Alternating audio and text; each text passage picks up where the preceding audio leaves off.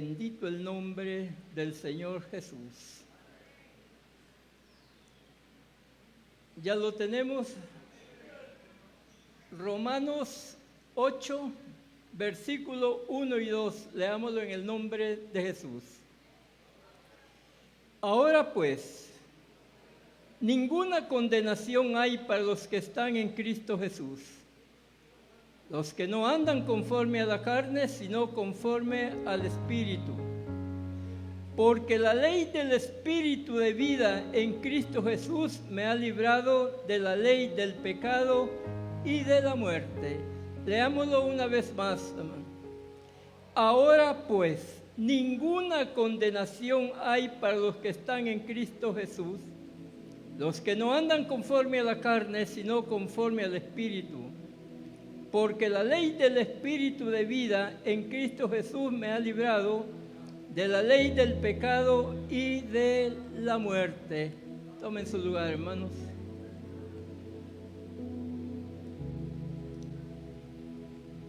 Veamos, hermanos, aquí hay dos alternativas para el cristiano. En lo que leímos, dos alternativas para el cristiano. Existen dos leyes. La primera, la ley del pecado, y la segunda, la ley del Espíritu Santo. La ley del pecado y de la muerte está en nuestros miembros. Lastimosamente, el yo propio que siempre nos lleva abajo. El yo propio existe en nosotros y nos lleva al fracaso. La carne siempre mira hacia abajo. Eso lo conocemos todo. Se dice que hay 4 pecados en cuanto a la carne y que estos están dentro de nosotros y no los podemos evitar. 4 pecados que son comunes y afectan grandemente a nuestra vida espiritual. El primero, odio. Podemos decir, yo no tengo odio, pero no lo diga. Solamente siéntalo. Odios, quiérase o no, hermanos, quiérase o no, practicamos el odio. Consciente o inconsciente lo practicamos. Cuando sabemos las injusticias que se están dando, no solamente en nuestras vidas, sino en las vidas de los demás.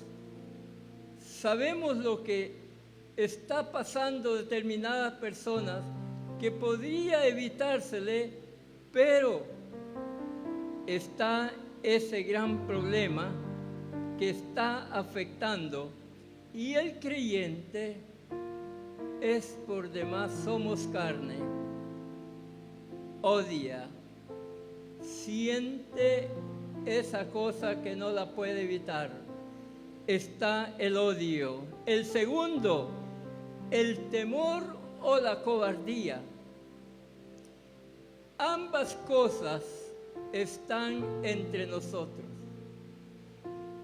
Puede ser que la persona diga, yo he escuchado esto, yo no le temo a nada ni a nadie. Ustedes ya lo habrán oído. Esta expresión de personas que se sienten tan fuertes, material y aún espiritualmente. Pero, hermanos, no todo el tiempo es así. Hay un momento que esta persona se quiebra.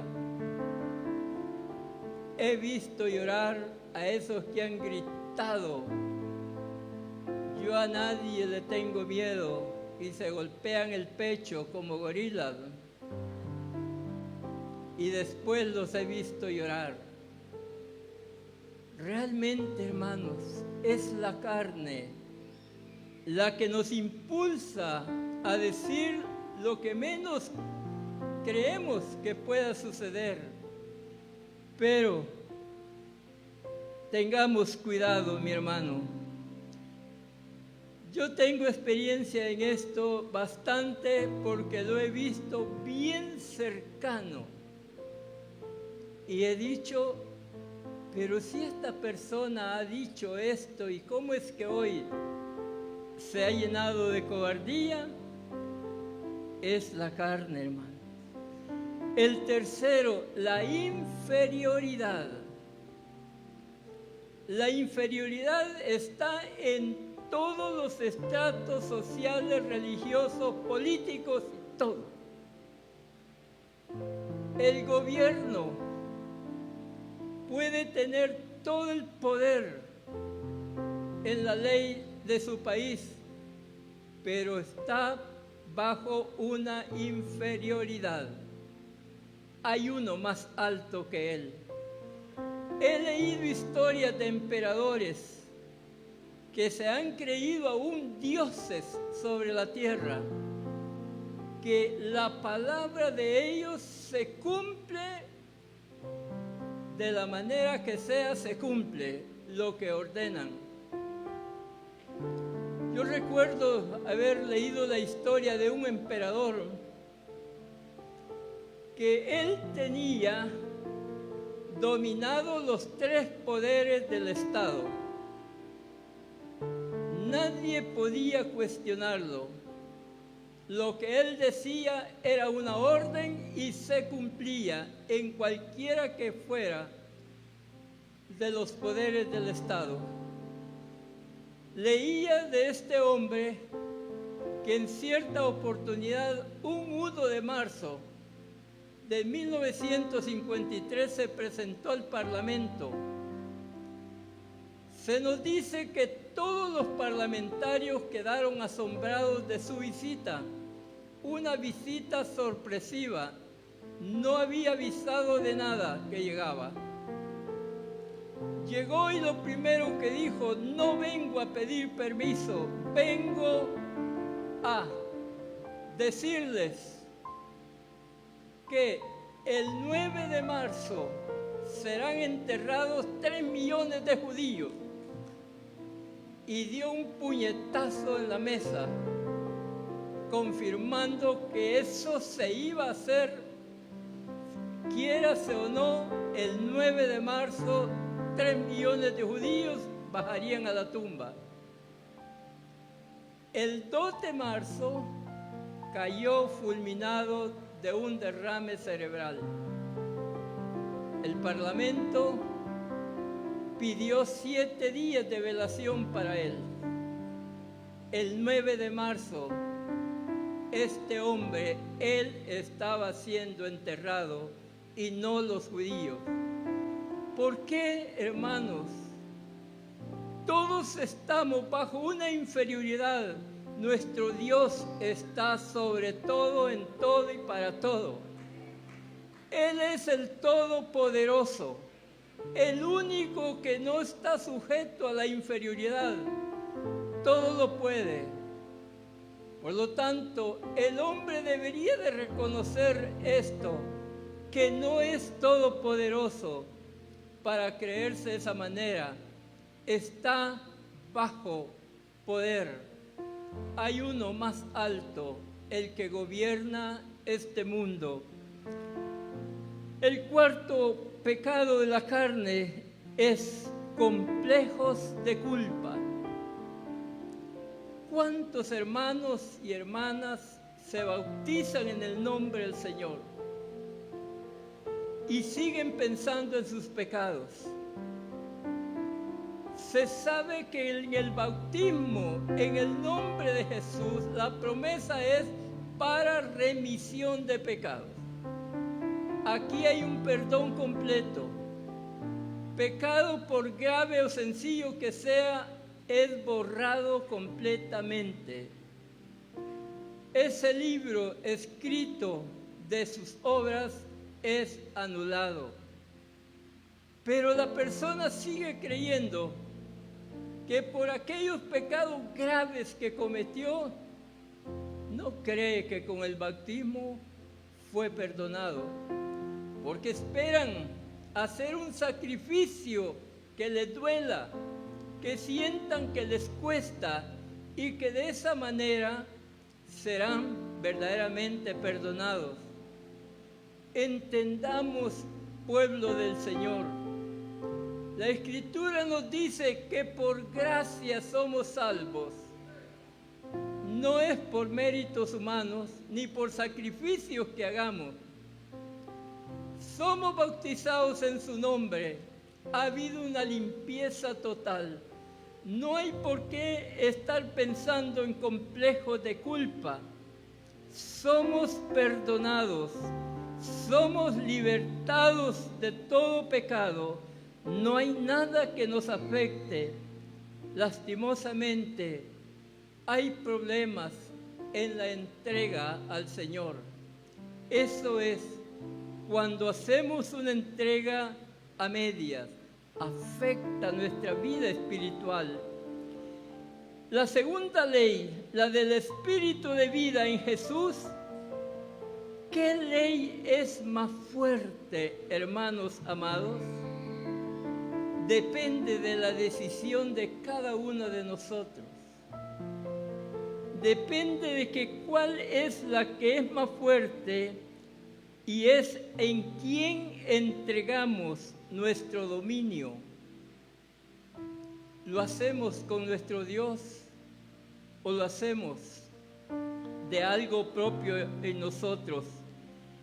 Depende de la decisión en cuyas manos nosotros entregamos voluntariamente el gobierno de nuestras vidas.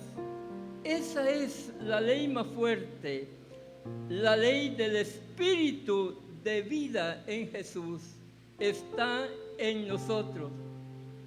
La promesa que tenemos en Romanos 8:1 es, aquí tenemos esa promesa muy importante y necesaria atenderla, creerla y cuanto más vivirla. Ahora pues ninguna condenación hay para los que están en Cristo Jesús, los que no andan conforme a la carne, sino conforme al Espíritu. Si nosotros nos fijamos en este versículo, también encontramos aquí las dos alternativas para el creyente. Las dos alternativas las hallamos para cada uno de nosotros.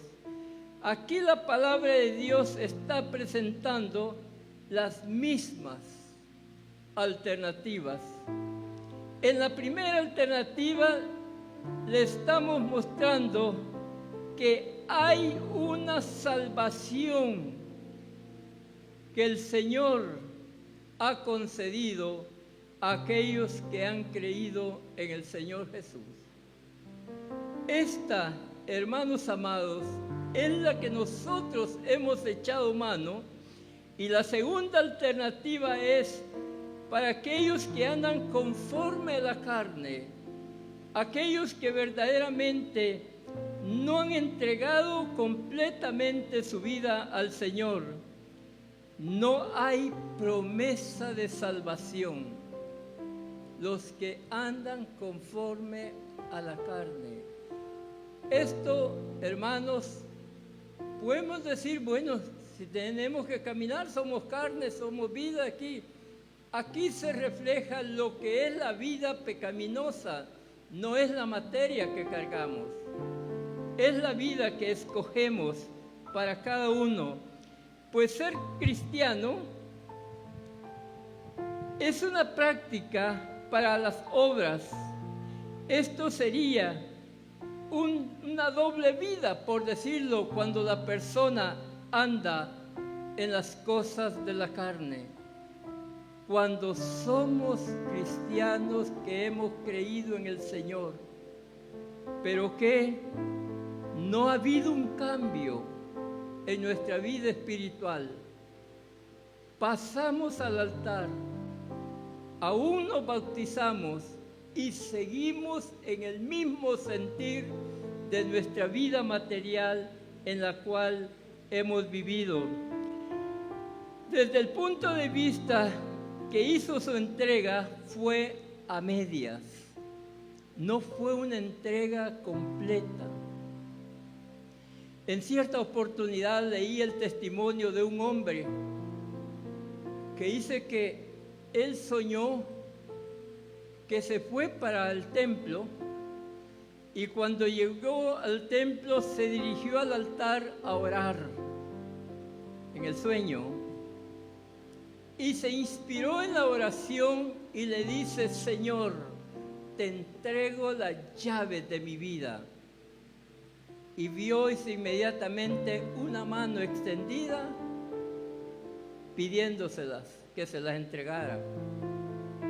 Y él dijo: bueno, no entiendo qué es esto, ¿cómo es posible? Yo dije que se le iba a entregar, pero ya está la mano. De todos modos se las voy a dar, dijo.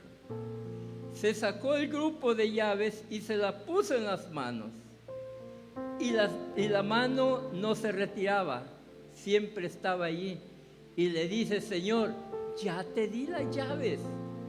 No, falta una. Así le dice: es una chiquita. Pero es que en esa chiquita tengo cosas que no quiero que tú te des cuenta. Por eso, entonces dice que las llaves se las tiró. Y le dice: a mí es todo o nada. Y él despierta y dijo: realmente, esto es serio. Al Señor, hermanos amados, es todo o nada. El Señor dijo: nadie puede servir a dos señores. Si nosotros queremos vivir en la vida espiritual agradando al Señor, debemos de escoger esa vida. Pero queremos también lo que es el mundo, difícilmente llegaremos a entender plenamente cuál es la voluntad del Señor en nuestras vidas. Las cosas, hermanos, no suceden por casualidad. Hay un origen para cada situación que se nos viene. ¿Somos creyentes o solo imitadores? Debemos de entender que estamos con Dios que todo lo sabe. No se necesita informarle, Él lo conoce todo. Y de nosotros depende vaciarnos de esa condición pecaminosa del mundo y escoger la voluntad de Dios. Esto es lo que Él pide para cada uno. Cuando una persona hace una oración sin el dominio del Espíritu Santo, siempre será una oración sin aliento y carente de poder, porque es una oración puramente en la carne que está haciendo la persona. La persona no puede por sí sola liberarse de esto, lo que es el círculo vicioso de su vida material. Por sí solo no se libera una persona. Si Dios no nos da la ayuda, el amparo divino, nunca lo lograremos. Pero si hacemos esa entrega, las cosas cambian, no son las mismas. Entendamos, hermanos y hermanos míos, que hemos creído en un Dios de segunda oportunidad. Él, con una cosa que hagamos, no nos va a borrar del libro de la vida. No porque la persona se va, Él le cerró la puerta. Es un Dios que verdaderamente es de segunda oportunidad. Espera que regresemos, que entendamos qué es lo que necesitamos para tener comunión con nuestro Señor Jesús. Jesucristo afirma: el que viene a mí, no le echo fuera. Esto lo conocemos perfectamente, hermanos. Solamente reconozcámosles que su gracia es más grande que nuestro pecado. La gracia y la misericordia de Dios, estos realmente son para nosotros una ayuda, lo que Dios hace en favor nuestro. Nunca pensemos que estamos en un tiempo de gracia y tenemos una libertad para pecar. No, pueblo bendito, no es así. No tenemos una licencia para seguir una vida pecaminosa. Si hemos venido al Señor, vivamos para el Señor. Hemos sido sacados de la esclavitud del pecado. Eso lo sabemos.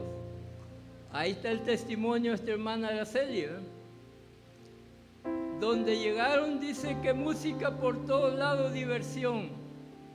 Pero el cristiano, aquel que verdaderamente ha renunciado al mundo, ya no le agradan esas cosas. Le agradan estas fiestas que hacemos nosotros en este lugar. Estas fiestas son en honor a nuestro Señor Jesucristo. ¿Por qué? Hemos sido sacados de la esclavitud del pecado. No volvamos, hermanos, pues la Escritura dice que el que hace pecado, esclavo del pecado es. Por lo tanto, debemos nosotros de tener esa vida verdaderamente al cuidado de nuestro Dios. El Señor nos tiene preparadas grandes bendiciones. No sabemos cómo es, pero por la fe las tenemos, puesto que las promesas del Señor son verdaderas. No miente. No es un político para decir una cosa y después dice otra. Su palabra es fiel y verdadera, y por eso es que nosotros debemos de atenderla en las circunstancias que sean, porque sus misericordias son nuevas cada mañana, cada día. Verdaderamente nosotros no estamos desamparados. Día con día el amparo de Dios está en favor nuestro. Al amanecer es de darle gracias al Señor, decirle qué queremos de Él, qué buscamos. La bendición está de nuestro lado. Solamente debemos de creerla, recibirla, porque es promesa de nuestro Dios. La promesa de la bendición depende de la gracia y misericordia proporcionada al pecador arrepentido. El pecador arrepentido es aquel que verdaderamente ha echado mano a la vida eterna, le ha dado la espalda al mundo y el rostro al Señor, y que está decidido no volver más a ese mundo de lo que es de maldad. Por lo tanto, mis hermanos amados, la promesa de la bendición depende de esa gracia bendita del Señor. Romanos 8:2 nos dice, porque la ley del Espíritu de vida en Cristo Jesús me ha librado de la ley del pecado y de la muerte. Tenemos aquí, Jesucristo se dio en sacrificio para librarnos a cada uno de nosotros del pecado, de la muerte. Ahora, por gracia, somos salvos. Él cargó con ese juicio que nos correspondía. Por esa causa, Jesús es llamado el Cordero de Dios que quita el pecado del mundo. El Cordero, saben, hermanos, la función de los corderos en cuanto al sacrificio, que mueren por el culpable, para que el culpable se vuelva inocente. Eso mismo hizo el Señor al llevar sobre él el pecado de nosotros, el pecado del mundo. Él cargó con el juicio que nosotros merecíamos cargar con Él. Pero Él lo llevó, Él tomó nuestro lugar.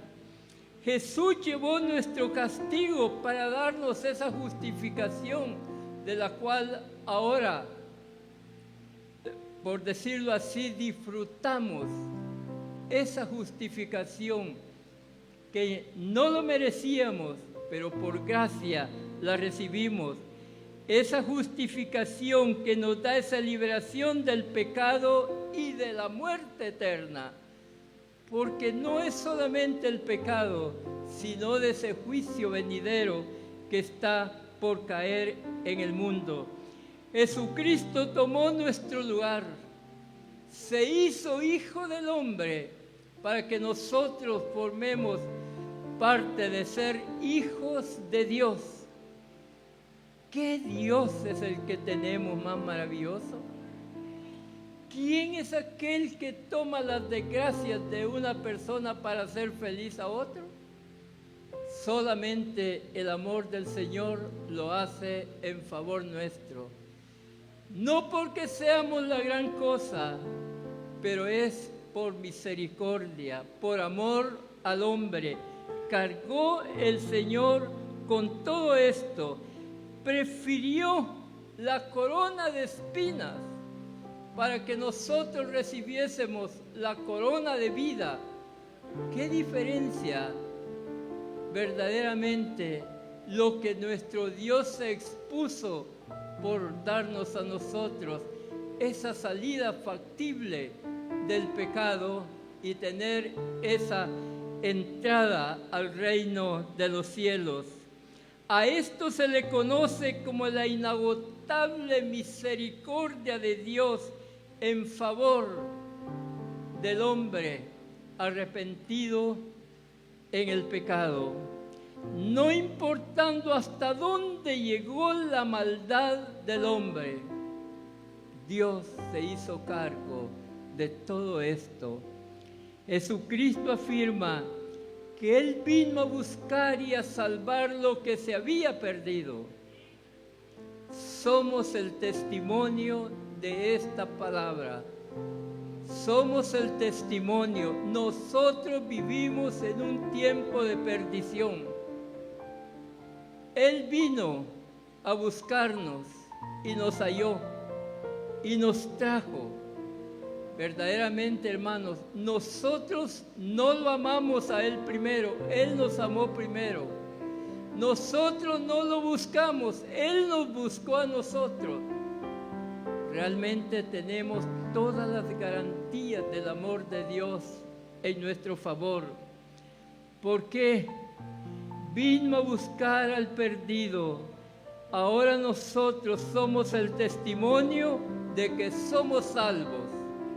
Por gracia nos encontró, pero no ha terminado su ministerio de Salvador, no ha terminado con esto. Día con día, hombres y mujeres están entregando su vida al cuidado del Señor. Esto es en todo el mundo. Ahora pudimos ver personas que fueron bautizadas en el nombre de Jesús. En otras congregaciones lo mismo, porque Dios sigue siendo el Salvador del mundo. Mientras Él lo sea, la iglesia seguirá en crecimiento día con día, lo que es en todo el mundo. Verdaderamente, hermanos, solamente nuestro Dios es el que hace esto. Pero vemos que cada vez más y más la iglesia va creciendo. Esta obra pues no se detiene. ¿Cuántas amenazas ha recibido la iglesia del Señor? ¿Cuántas persecuciones ha sufrido la iglesia desde su inicio? Hermanos, realmente cuando leemos la historia de las persecuciones, les digo, fue grande el sufrimiento que tuvieron los hermanos, pero lo soportaron por amor de su nombre. Para esto que en esta enseñanza que tenemos para el martes de la iglesia de Esmirna, hay una historia tan grande que contar allí. Aquellos que les interese, vénganse el martes en el ayuno, que tenemos una enseñanza muy grande y que usted necesita saberla. ¿Por qué? Ahora nosotros, a Dios gracias, estamos viviendo un tiempo de bonanza. ¿Quién nos molesta a nosotros en la congregación? Y si alguien se atreve a venir a molestarlos, la policía nos apoya, no nos persigue. Tenemos esa buena, como por decirlo así, de que nosotros entendamos que estamos en un tiempo muy bueno para vivir de la mano con el Señor. Pero en ese tiempo de las persecuciones era un grave delito ser cristiano. No habían abogados que podrían hacer algo por él. El juicio era quemarlo o en la estaca que le llamaban, lanzarlo a las fieras y cuantas cosas. Era un tormento para la iglesia, pero la recompensa de nuestro Dios es más grande que el sufrimiento que el hombre tiene. Por lo tanto, hermanos, es necesario que en medio de pruebas y luchas, de lo que sea que se venga, caminemos. Hay una recompensa para cada uno de nosotros. Hay una vida eterna que Dios nos ha preparado para ese día que nosotros partamos de este mundo. No estamos perdidos, hermanos. ¿Cuánta gente se burla, los critican de lo que hacemos en el culto?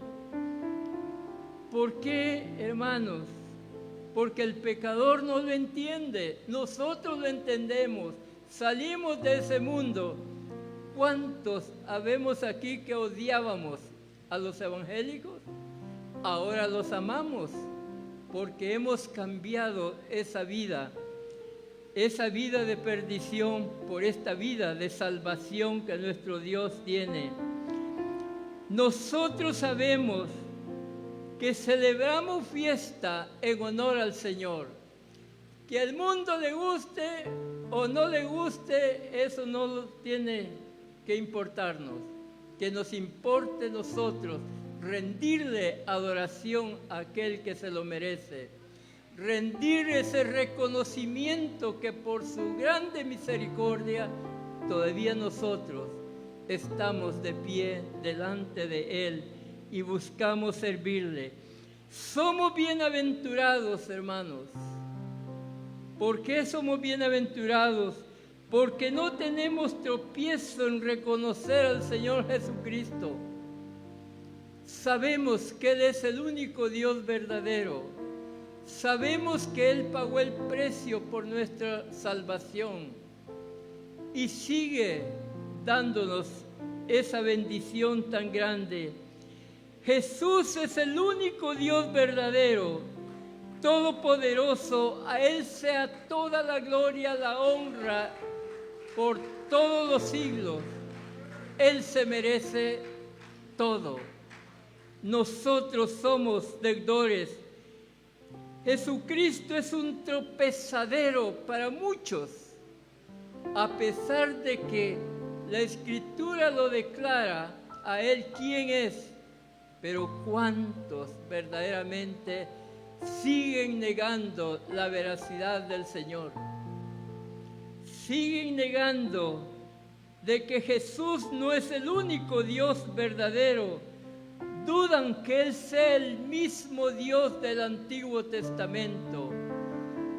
¿Y qué cosa que tienen unos sus dichos que pareciera que tuvieran la razón, pero hermanos, la equivocación es la más grande que tengan al negar la veracidad de nuestro Dios.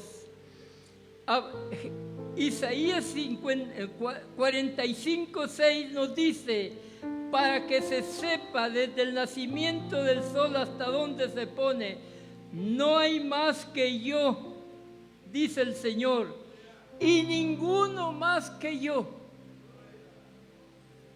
Realmente a uno de esos necios que no quieren entender le podía decir: ¿querés más masa, perico? Versículo 22 le dice: mirad a mí, sed salvos todos los términos de la tierra, porque yo soy Dios y no hay más. ¿Cómo puede atreverse esta persona a decir no, que hoy son 3? Jesús es el primero y es el último. Jesús es todopoderoso. Jesús es en todo, para todo y en todo. No hay nada que tenga a Él que le dificulte. Es todopoderoso, todo lo puede, todo lo sabe, todo lo ve, todo lo conoce. Nosotros somos los limitados y sin embargo negamos la veracidad en quien hemos creído. Pero la iglesia del nombre de Jesús, ese es su fuerte. Creemos y afirmamos que Jesucristo es el único Dios, a quien le debemos toda honra, toda gloria, toda alabanza. No podemos negarle, no podemos decir que Él no es el Señor. Antes bien, testificamos de su grandeza, de su poder, de esa misericordia tan grande que Él tiene para con cada uno de nosotros.